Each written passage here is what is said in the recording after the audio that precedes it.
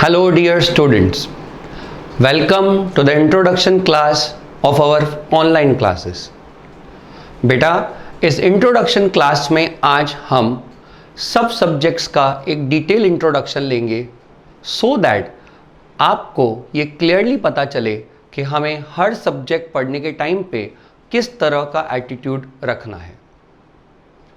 मैं आपको हमारे सब्जेक्ट टीचर्स की मदद से उन सब्जेक्ट का इंट्रोडक्शन दिलवाऊं, उसके पहले मैं आपके साथ एक स्ट्रेटेजी शेयर करना चाहता हूं।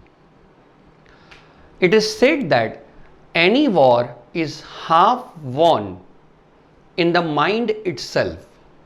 मतलब हम जब कोई भी लड़ाई के लिए विचार कर रहे हैं या किसी लड़ाई के बारे में प्लानिंग कर रहे हैं तो लड़ाई जीतने के लिए मैदान पे जाके लड़ना तो ज़रूरी है, लेकिन उससे पहले उस लड़ाई में हम किस तरह से जीतेंगे, हम कौन सी स्ट्रेटेजी लगाएंगे, इसको सही से सोचना और उसके लिए प्लान करना उससे ज़्यादा ज़रूरी है।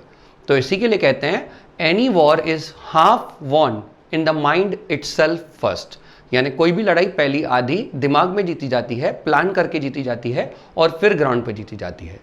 तो हम कल से आपके साथ जब डिटेल में हर एक सब्जेक्ट का डिस्कशन करना स्टार्ट करेंगे और अपने चैप्टर्स पढ़ाएंगे, उसके पहले ये जानना बहुत ज़रूरी हो जाता है कि वो सब्जेक्ट के अंदर कौन से कंटेंट्स हैं और हम उन्हें कैसे पढ़ेंगे।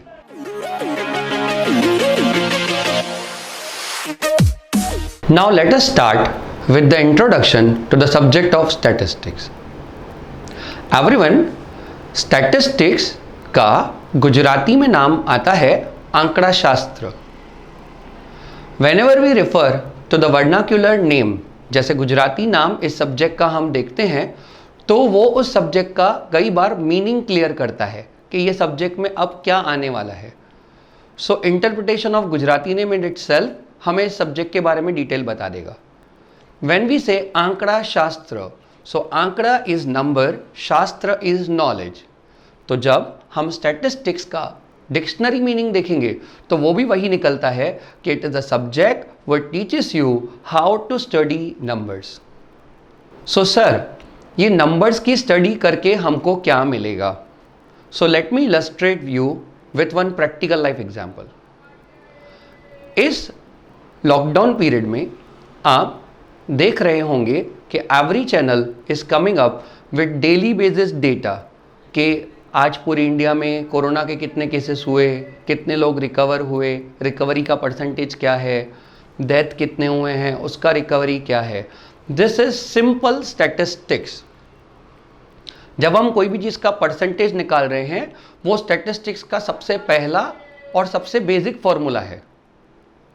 जैसे परसेंटेज हमें ये बताता है कि आउट ऑफ टोटल कोई पर्टिकुलर चीज़ का कितना प्रपोर्शन है। जैसे इफ आई से एक स्टूडेंट 40 मार्क्स के पेपर में 20 मार्क्स लाया है, सो परसेंटेज में अगर उसको देखेंगे तो it is 20/40 into 100, that is he has scored 50%। मतलब उसका जितने भी मार्क्स का पेपर था तो उसका स्कोर उसमें से उसका 50% है। सो 11th स्टैंडर्ड स्टैटिस्टिक्स ने आपको mean, median, standard deviation, skewness जैसे कुछ फंडामेंटल्स चैप्टर्स सिखाए हैं। We have covered this topics in 11th standard.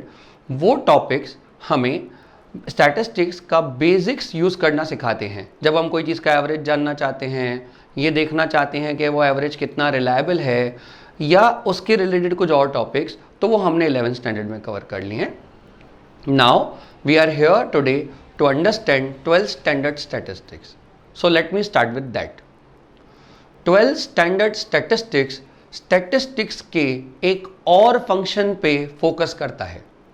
Statistics is a tool for prediction. बेटा, जो हो चुका उसे तो कोई बदल नहीं सकता, बट हम जो आज एक्शन लेंगे उससे हम अपना भविष्य बना सकते हैं। And everyone is always interested in knowing कि अगर मैं ये चीज़ का अंदर इतना एफर्ट डालता हूँ तो मुझे उसका क्या आउटकम मिलेगा, अगर मैं ऐसा करता हूं तो कल उसका रिजल्ट क्या आएगा। Suppose a businessman is willing to know that अगर मैं अपने एडवर्टाइजमेंट का एक्सपेंडिचर डबल कर दूं तो मेरे सेल्स पे उसका क्या इम्पैक्ट आएगा। So that prediction can be done with different tools. कुछ पास्ट डेटा के बेसिस पे इंटरप्रिटेशन हो सकते हैं, कुछ ऐसे ही कैजुअल चांस की मदद से एस्टिमेट्स हो सकते हैं। So now let us start understanding हम अलग अलग चैप्टर्स का किस तरह से प्रैक्टिकल यूज़ करने वाले हैं। मैं सबसे पहले आपको ये रिक्वेस्ट करता हूँ कि आप अपनी नोटबुक के फर्स्ट पेज पे जिस तरह से मैंने ये नोट किया है उस तरह से आप भी इन सब चैप्टर्स का नाम लिखेंगे और उन चैप्टर्स के सामने मैंने उन चैप्टर्स का रिस्पेक्टिव वेट बताया हुआ है। That weightage is according to the board blueprint. Yes, now once you have noted these chapters, let me give you a brief introduction to each and every chapter. Everyone, chapter 1 of part 1 is index number. Index हमारी इस finger को भी index finger कहते हैं, इसी को pointer finger भी बोलते हैं। तो pointer finger is two point out, हम कोई भी चीज़ की तरफ पॉइंट आउट कर सकते हैं इस फिंगर से। आई रिपीट, हम ये फिंगर से किसी को भी पॉइंट आउट कर सकते हैं। तो इंडेक्स का भी यही मतलब होता है। हम इंडेक्स में जान के देख सकते हैं कि कौन सा चैप्टर कहाँ है या कौन से चैप्टर का कौन सा पेज नंबर है। सो index number is a statistical device जो हमें पॉइंट आउट करता है कि कोई भी चीज़ के प्राइजेस कितने बढ़ रहे हैं या कोई भी चीज़ के प्राइजेस कितने कम हो रहे हैं। आप ये हमेशा जानना चाहते हैं कि महंगाई बढ़ी है कि कम हुई है, महंगाई पहले का कंपैरिजन में कोई चीज़ कितना महंगा हो गया, डबल हो गया, ट्रिपल हो गया। So index number is a tool to find out rise in price. महंगाई को चेक करने के लिए हम इंडेक्स नंबर का चैप्टर यूज करते हैं। Number 2 linear correlation, number 3 linear regression. ये स्टैटिस्टिक्स के सबसे पायोनियर, सबसे मेन प्रिडिक्शन टूल्स हैं। मैं आपको ये बताना चाहता हूं कि अगर आप सीए फाइनल में जाके अगर कोई सिक्योरिटी एनालिसिस यानी शेयर्स का हाई लेवल एनालिसिस का चैप्टर भी पढ़ेंगे तो वहां पर भी वहां जो फॉर्मूलाज आएंगे उनका base is correlation and regression. अब मैं आपको इनके बारे में थोड़ा ब्रीफली बताता हूं ये चैप्टर्स क्या हैं। हम जानते हैं दुनिया में कई बार कुछ चीजें आपस में जुड़ी हुई होती हैं, जैसे a student's hard work will have a direct impact on his or her performance in the exam. The more you put fertilizer in the farm, so will be the productivity. आप व्हीकल के पीछे जितना maintenance का खर्चा करेंगे उतना अच्छा आपको व्हीकल का एवरेज मिलेगा। आप अपने दुकान के लिए, बिजनेस के लिए जितना अच्छा एडवर्टाइजमेंट या जिस तरह से एडवर्टाइजमेंट एक्सपेंस करेंगे उस तरह से आपको सेल्स मिलेगा। इस तरह के केसेस को बोलते हैं these are bivariate analysis. Bi मतलब टू, वेरिएट मतलब वेरिएबल, वेरिएबल मतलब कोई भी चीज। तो बाय वेरिएट एनालिसिस मतलब कोई भी ऐसी दो चीज जो आपस में जुड़ी हुई है। तो हम उन दो चीजों के बीच में एग्जैक्टली कितना एसोसिएशन है, अगर वो जानना चाहते हैं कि ये चीज बढ़ रहा है तो ये चीज बढ़ रहा है, ऐसा कितने % केसेस में हो रहा है, से 80% टाइम्स ऐसा हो रहा है, 90% टाइम्स ऐसा हो रहा है, या शायद 10-20% टाइम्स ऐसा हो रहा है। मैं आपको ये समझाऊं कि अगर 10-20% टाइम्स ऐसा हो रहा है तो शायद अब इसका हम जो प्रिडिक्शन निकालेंगे it is not useful. But अगर 80-90% केसेस में अगर रिलेशन प्रूव हो रहा है तो इसका प्रिडिक्शन भी ट्रू हो सकता है। So linear correlation will help us to know the degree of association कि दो वेरिएबल आपस में कितना रिलेटेड हैं, 80%, 90% या कितना। लीनियर रिग्रेशन उन्हीं दो वेरिएबल्स का बीच में हमें एक इक्वेशन बना के दे देगा कि अगर x का वैल्यू सब्स्टिट्यूट करे तो y मिल जाएगा। इसको मैं बहुत प्रैक्टिकल एग्जांपल से इलस्ट्रेट कर सकता हूं। Suppose on a particular shop कोई एक वर्कर का सैलरी कुछ इस तरह से फिक्स होता है कि that some amount of salary will be fix और कुछ अमाउंट उन्हें एज अ कमीशन दिया जाएगा। तो उसका फॉर्मूला जैसा बन सकता है, salary is equals to fix amount से 10,000 plus suppose it is 1% of commission, तो 1% को लिखा जा सकता है 0.01, that is 1 divide by 100 is 0.01। तो मैं फॉर्मूला पूरा बना दूंगा, salary is equals to 10,000 plus 0.01 of sales. So sales are 1 lakh, तो 1 लाख का 1% विल बी 1000, तो 10,000 प्लस 1000, सो आपका सैलरी हो जाएगा 11,000। सो रिग्रेशन इस तरह से हमें एक वैल्यू x दिया हुआ हो तो उसका y ढूंढने के लिए काम आता है। सेम टाइप का mathematical relationship is there in time series. Time series में सिर्फ फर्क ये होता है कि here x and y both are variables which are not on time scale, जिसमें ईयर्स नहीं दिए होते, और इस सम में x की जगह हमें ईयर्स दिए हुए होते हैं, that is the data is year wise. बाकी प्रिडिक्शन टूल सेम है, जब डिटेल में करेंगे तो उसको और अच्छे से समझेंगे। ऑल ऑफ यू, स्टैटिस्टिक्स का first part is called a bonus part. हम ये फर्स्ट पार्ट जब भी सीख के खत्म करेंगे तो 48 मार्क्स 12 इंटू 4 48 मार्क्स का बोर्ड का पेपर हमारा कवर हो जाता है। इन 48 मार्क्स के पेपर में no student find it that there is any difficulty in understanding any concept, there is no difficulty in doing any sum। so हम जितना अच्छे से ये फर्स्ट पार्ट कवर कर लेते हैं, बाकी का पूरा टाइम हम अपने पार्ट 2 का प्रिपरेशन पे लगा सकते हैं, because part 2 is in terms of understanding a level plus from part 1। Part 1 से पार्ट 2 का लेवल एक लेवल ऊपर है। Here I will take your attention to one important fact।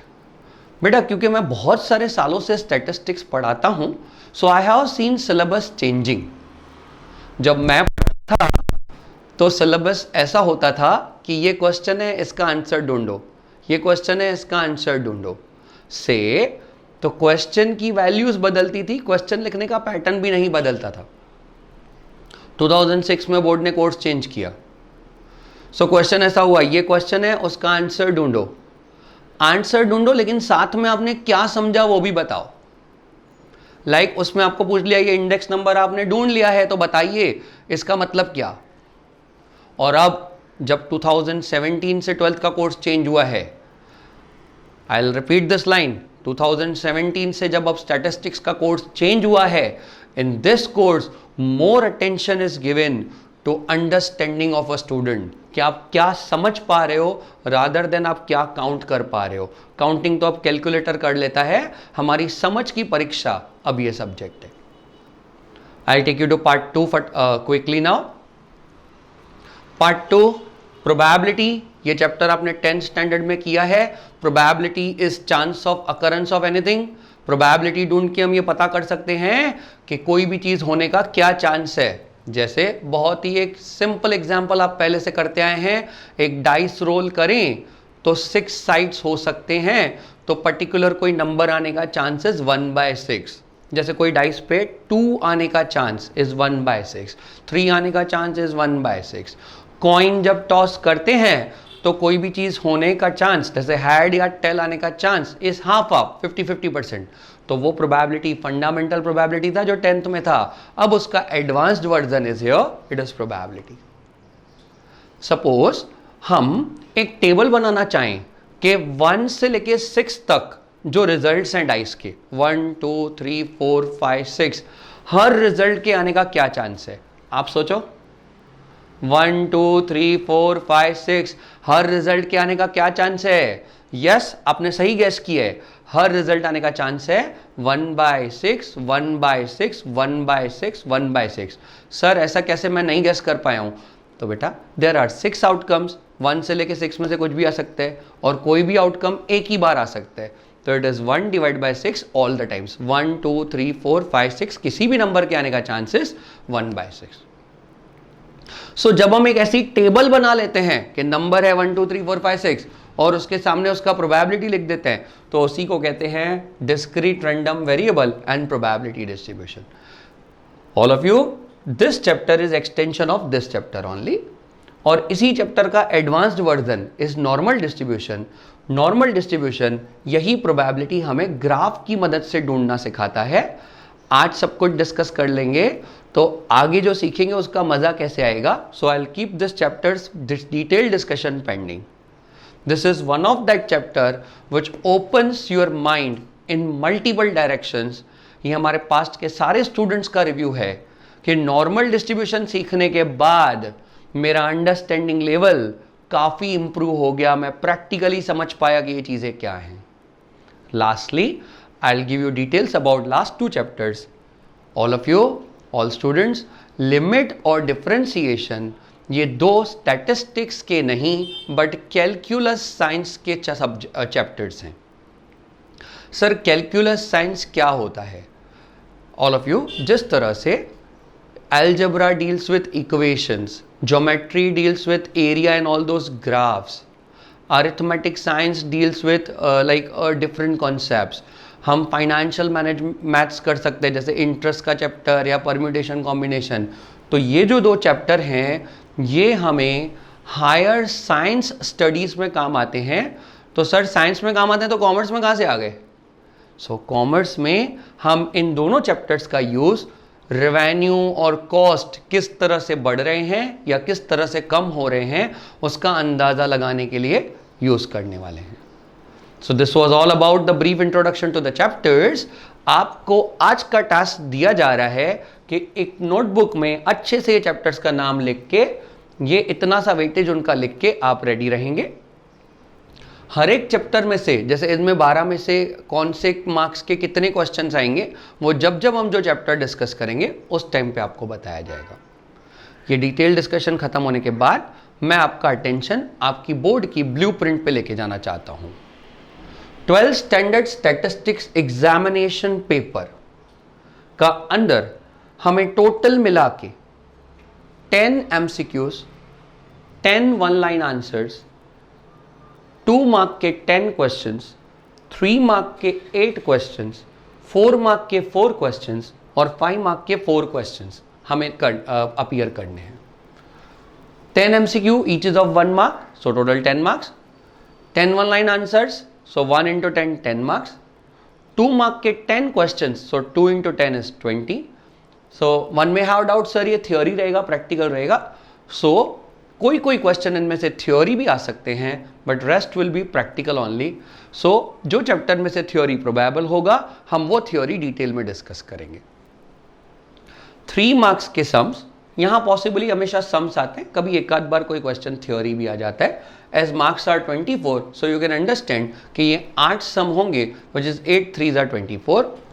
4 mark के 4 sums will make it 16 marks. 5 mark के 4 sums will make it 20 marks. So these are the all questions which are asked in board examination paper.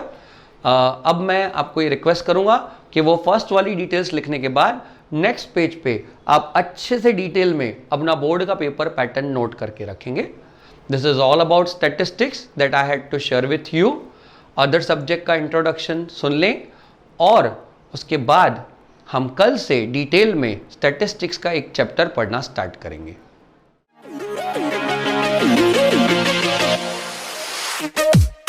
Hello students, मैं बालानी आसन आपको 12th standard का elements of account subject पढ़ाऊंगा. आपने 11th में elements of account सीखा ही है. All of you know what is accounts.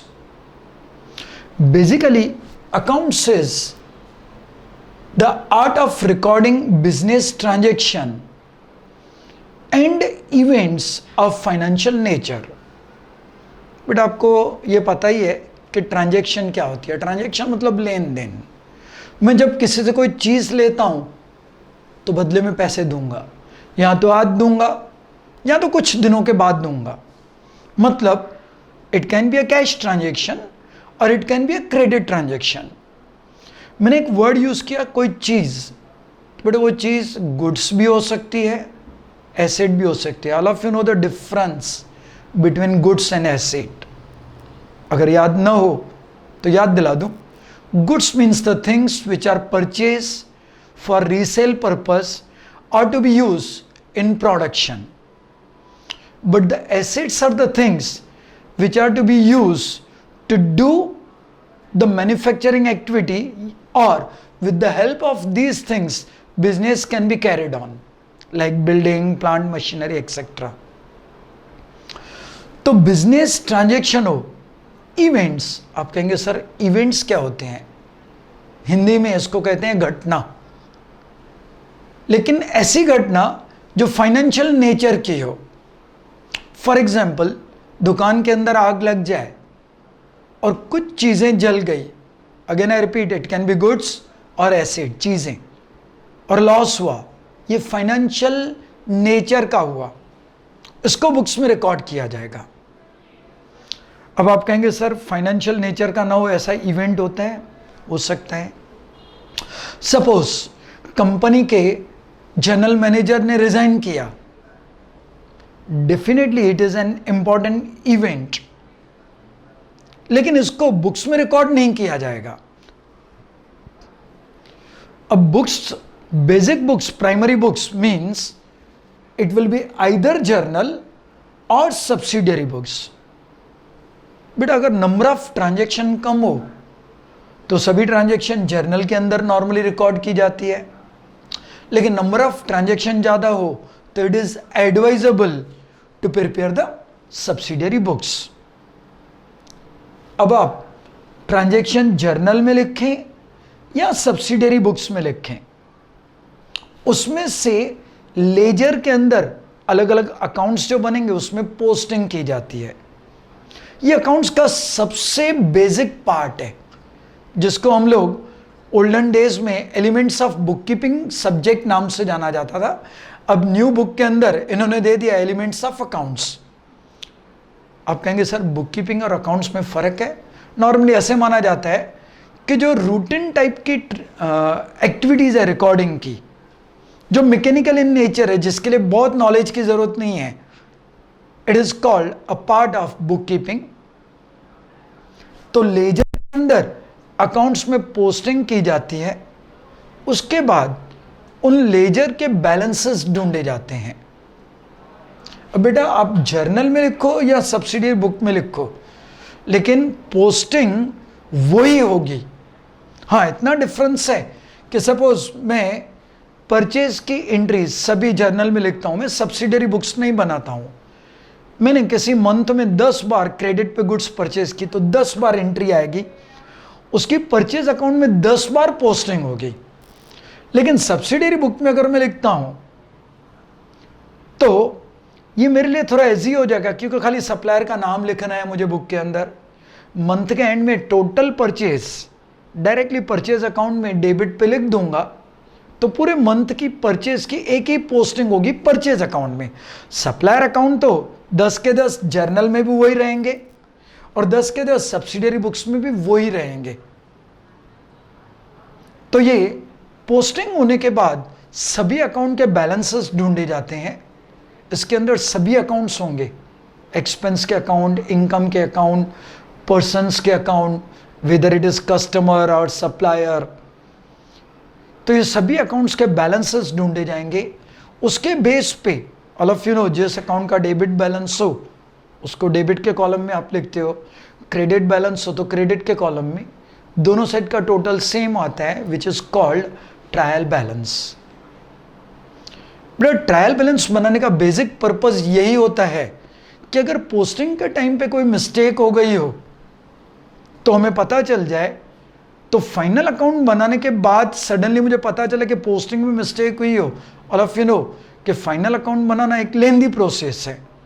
आप लोग तो एजुकेशन में यहाँ पे सीखते हो तो शायद 30-35 मिनट्स में एक फाइनल अकाउंट का एग्जाम्पल कर लेते हो, but in real life it takes a lot of time. तो it is normally advisable, it is not necessary to prepare trial balance. Directly ledger में से बैलेंसेस ढूंढ के भी मैं फाइनल अकाउंट बना सकता हूं। लेकिन अगर पोस्टिंग में मिस्टेक हो गई होगी तो फाइनल अकाउंट बनाने के बाद जब बैलेंस शीट टैली नहीं होगी तो जाके मुझे पता चलेगा कहीं पे मिस्टेक हुई है, फिर से मेरी मेहनत और भी बढ़ जाएगी। तो normally it is advise to prepare the trial balance. Trial balance बनाने के बाद उसमें से फाइनल अकाउंट्स बनाए जाते हैं। अपने 11th में सोल प्रोपराइटर के फाइनल अकाउंट्स सीखे थे, बट अभी 12th के अंदर पार्टनरशिप के फाइनल अकाउंट्स आएंगे। तो हो सकता है आपके माइंड में एक क्वेश्चन हो कि सर पार्टनरशिप के फाइनल अकाउंट्स में ये पार्ट सेम होता है? ऑफ कोर्स, बिजनेस की ट्रांजैक्शन जो भी हो, वो पार्टनरशिप फर्म हो, कंपनी हो, उसमें रिकॉर्डिंग का method 100% same. Again I repeat, वो 100% सेम। एक सोल प्रोपराइटर गुड्स परचेज करे कैश पे तो लिखेगा purchase account debit to cash, partnership form भी वही लिखेगी, इवन कंपनी भी वही लिखेगी। 12th में आपके अकाउंट्स के 2 पार्ट हैं जिसके बारे में मैं अभी आपको ब्रीफ में बता रहा हूं। आपके elements of accounts 12th standard में आपका बुक 2 पार्ट में है, पार्ट 1 एंड पार्ट 2। अब मैं दोनों पार्ट्स के लिए आपको ब्रीफिंग कर रहा हूं। Part 1 totally deals with partnership. आपके सामने बोर्ड पे खाली पार्ट 1 के चैप्टर्स के नाम दिए हुए हैं। सामने बोर्ड के अंदर हर एक चैप्टर का मार्क्स का वेटेज कितना है वो दिया हुआ है। मेरा मेन पर्पस ये समझाने का है अभी तो कि part 1 totally deals with partnership. Short में बता रहा हूं, जैसे मैंने आपको कहा कि 11 टोटली डील कर रहा था सोल प्रोप्राइटरशिप से। ऑफ कोर्स उसमें नॉन ट्रेडिंग के फाइनल अकाउंट्स भी एंड में थे, सिंगल एंट्री का थोड़ा सा ब्रीफ इंट्रोडक्शन था, इवन देशीनामा भी आपको थोड़े में समझाया गया था। तो 12th totally concentrates on 3 things. Number 1 partnership, number 2 company accounts, number 3 it is an introduction of financial management, FM subject. वो क्या होता है वो सब्जेक्ट चैप्टर्स के टाइम पे भी हम डिस्कस करेंगे। एट प्रेजेंट मैं आपको बिल्कुल शॉर्ट में इन चैप्टर्स के बारे में बता रहा हूं। जैसे आप देखेंगे इंट्रोडक्शन टू पार्टनरशिप 4 मार्क्स का वेटेज है। Final accounts of partnership form 11 marks का। जैसे आप 11 में सोल प्रोपराइटर के फाइनल अकाउंट्स बनाते थे, trading account, profit and loss account, balance sheet, similarly यहां पे आपको पार्टनरशिप फर्म के फाइनल अकाउंट्स बनाने हैं जिसमें ट्रेडिंग अकाउंट भी आएगा, प्रॉफिट एंड लॉस अकाउंट भी आएगा, बैलेंस शीट भी आएगी। बीच में 2 चीजें बढ़ जाएगी, एक profit and loss appropriation account और दूसरा पार्टनर्स के कैपिटल अकाउंट्स या करंट अकाउंट्स। मैंने जैसे आपको कहा हर एक चैप्टर के टाइम पे हम डिटेल में डिस्कस करेंगे, लेकिन आपको 11 का फाइनल अकाउंट अगर आता है तो आप ऐसे मान लीजिए कि आपका final accounts of partnership form 12 का 50% हो गया, क्योंकि ट्रेडिंग अकाउंट भी बनेगा, प्रॉफिट एंड लॉस अकाउंट भी बनेगा, नया होगा profit and loss appropriation account. It is nothing but a part of profit and loss account which has been separated. Capital account जो 11th में आप एडलेस कैपिटल में करते थे, net profit add, addition in capital add, drawings less, वो हम debit credit form में लिखेंगे, उसको हम कहेंगे कैपिटल अकाउंट्स। और बैलेंस शीट वो भी जो आपने सोल प्रोपराइटर में सीखी थी वही पार्टनरशिप फॉर्म में आपकी बैलेंस शीट रहेगी। ये दोनों इंटर रिलेटेड है। इसके बाद वैल्यूएशन ऑफ गुडविल। बड़े कल से मैं ये चैप्टर स्टार्ट करने जा रहा हूं। नेचुरली आपके माइंड में 1-2 क्वेश्चन आएंगे कि सर वैल्यूएशन ऑफ गुडविल आप सबसे पहले क्यों स्टार्ट करने जा रहे हो। उसका मैंने रीज़न बता दूं कि इसके अंदर आपको कोई भी एंट्रीज नहीं सीखनी है। ऑफ कोर्स गुडविल, अगर मैं किसी का रनिंग बिजनेस परचेज करूं, गुडविल की पेमेंट करूं तो एंट्री होती है, लेकिन इस चैप्टर में हम लोग आपको वो नहीं सिखाने जा रहे हैं। नाम खुद दिखा रहा है वैल्यूएशन, गुडविल कैसे गिनी जाती है। इसके बारे में हम नेक्स्ट सेशन में जैसे ये चैप्टर स्टार्ट करते हैं पूरा डिटेल में डिस्कस करेंगे। क्यों वैल्यूएशन करनी होती है, कैसे वैल्यूएशन की जाती है, वो सब हम डिस्कस करेंगे। Then it is a reconstruction of partnership. आप यहां भी देख सकते हो reconstruction of partnership. Then admission of a partner. इनको दोनों को शॉर्ट में बता दूं कि बेसिकली चलो रिकंस्ट्रक्शन ऑफ पार्टनरशिप, नॉर्मली जो पार्टनर्स होते हैं वो जब बिजनेस स्टार्ट करते हैं तो profit loss sharing ratio decide किया जाता है। आपके लिए सब चीज़ें नई है, प्रॉफिट लॉस शेयरिंग रेशियो मतलब ए और बी मिलके बिजनेस कर रहे हैं, तो ये डिसाइड किया जाएगा क्या दोनों इक्वल प्रॉफिट डिस्ट्रीब्यूट करेंगे। मेजॉरिटी स्टूडेंट्स के माइंड में ये होता है कि हमेशा पार्टनर्स इक्वल प्रॉफिट डिस्ट्रीब्यूट करते हैं, लेकिन ये ज़रूरी नहीं है। ए की इन्वेस्टमेंट ज़्यादा हो, ए को बिजनेस का टेक्निकल नॉलेज ज़्यादा हो, तो शायद उसको ज़्यादा प्रॉफिट मिले।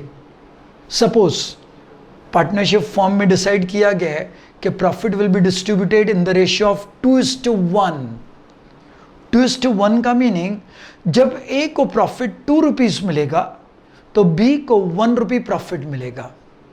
इन अदर वर्ड्स, फॉर्म का प्रॉफिट 3 रुपीज होगा ना, तो उसमें से 2 रुपए ए को मिलेंगे, 1 रुपया बी को मिलेगा। इक्वल पार्टनर होते ना तो दोनों को 1.5 रुपया मिलता, 1 रुपी 50 पैसे each.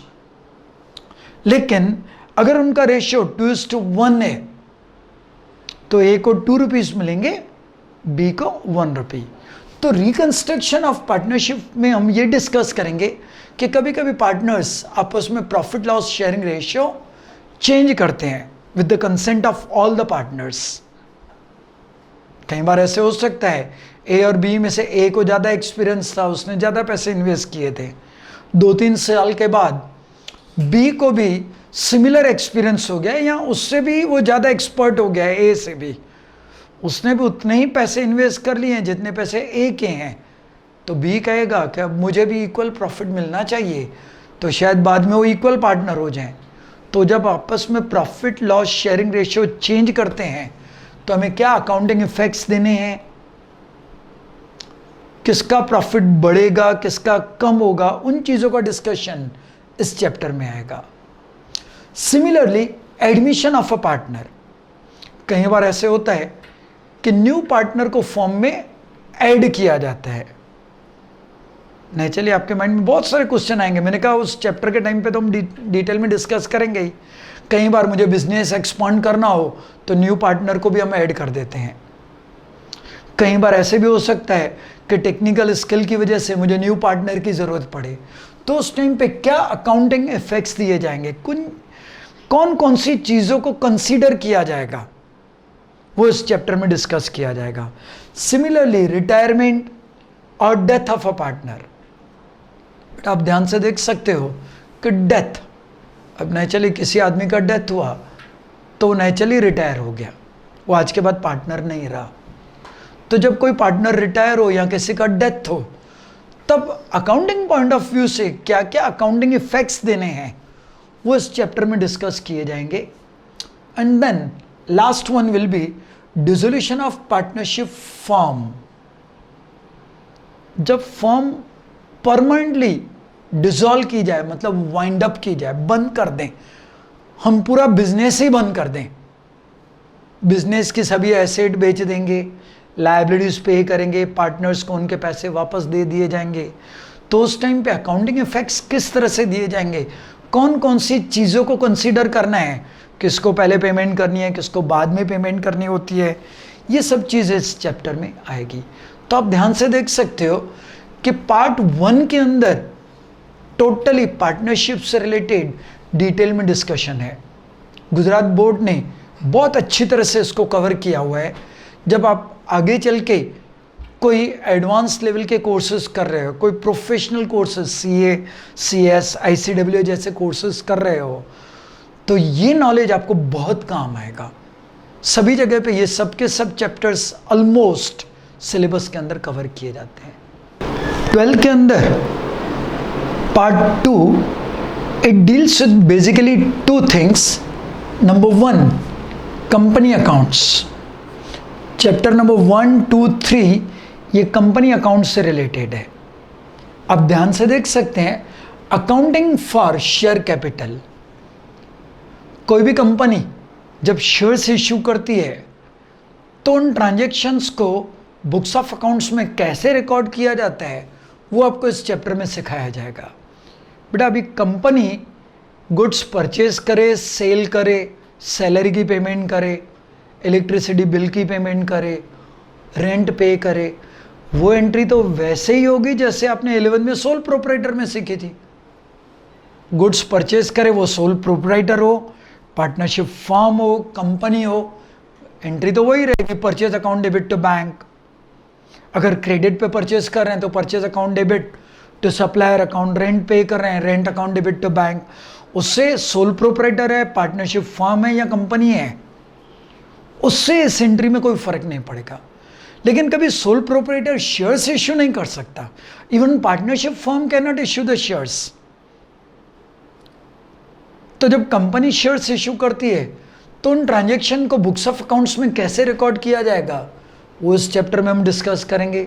Similarly company can issue the debentures, वो इस चैप्टर में डिस्कस करेंगे। Issue of debenture, redemption of debentures, company final account. 12th के अंदर मैं ऐसे मानता हूँ गुजरात बोर्ड ने इस चैप्टर को इंक्लूड करके आपको एक बेसिक चीज़ सिखाने की कोशिश की है।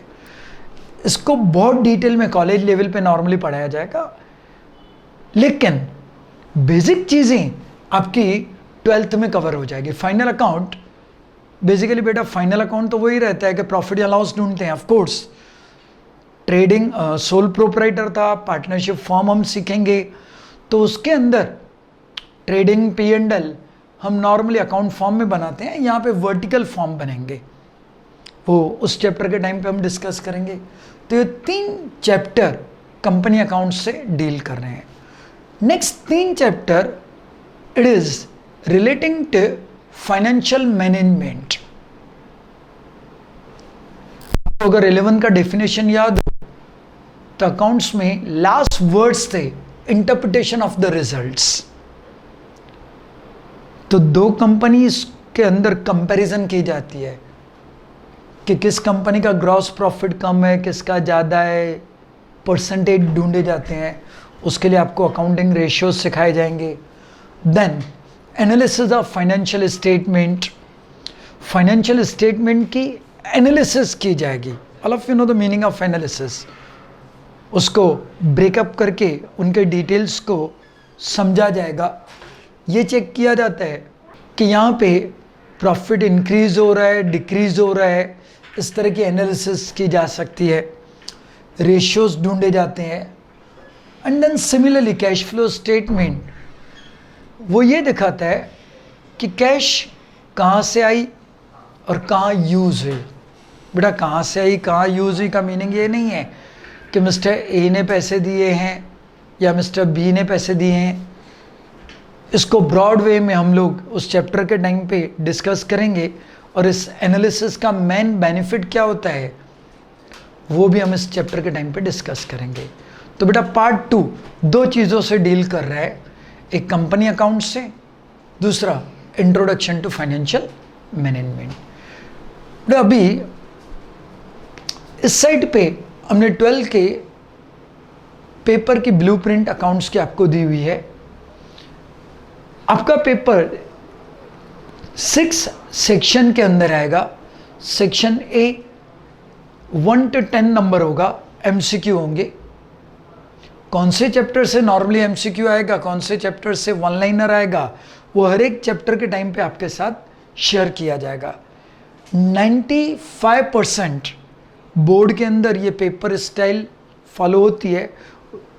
4-5% थोड़ा वेरिएशन पेपर्स में होता रहा है।